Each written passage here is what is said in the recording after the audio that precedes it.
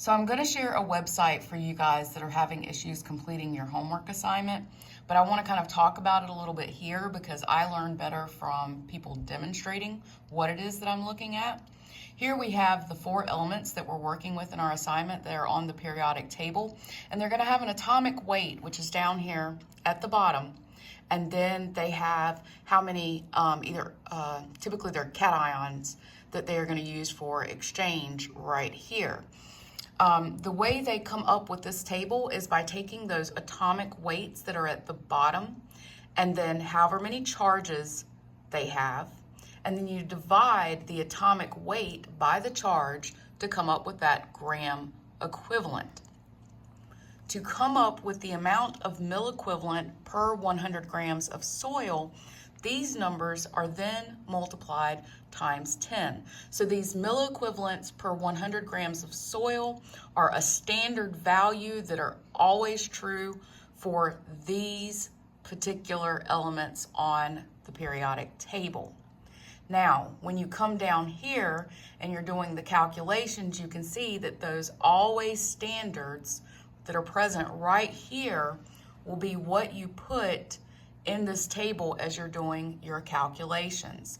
So now you're given the amount of parts per million of calcium, magnesium, potassium, and sodium, and then you're going to use these numbers to do the calculations to come up with your milliequivalents. And what that is, it's going to be the amount of parts per million divided by the amount of milliequivalent per 100 grams of soil to get this number right here, which is your milliequivalent of calcium per 100 grams of soil.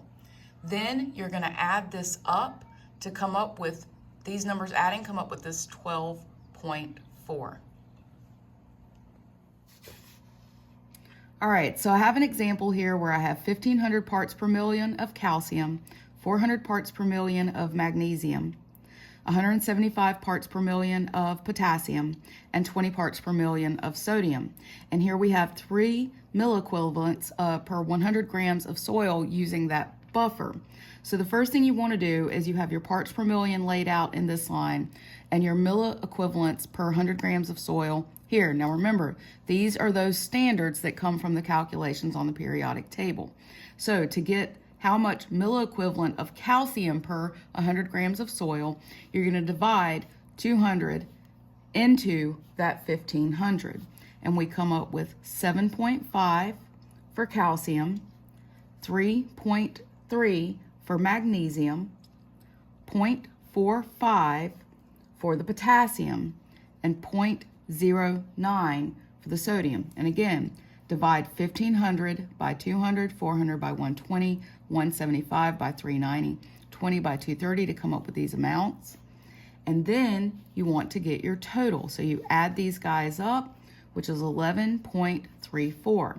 Now the next step is adding up your milliequivalents total for all of those to the amount of buffer that you have. So remember, we have a 3 milliequivalent of buffer between within 100 grams of soil, so it's going to be 11.34 plus that buffer, which is going to give you 14.34.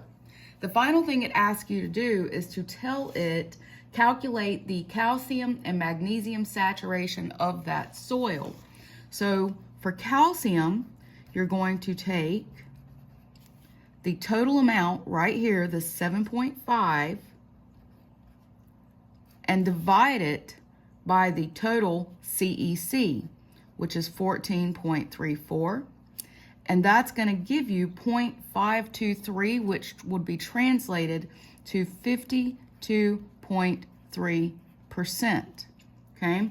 Same thing for magnesium. You're going to take the milliequivalents per 100 grams of soil of magnesium, which is 3.3, and divide it by your entire cation exchange capacity.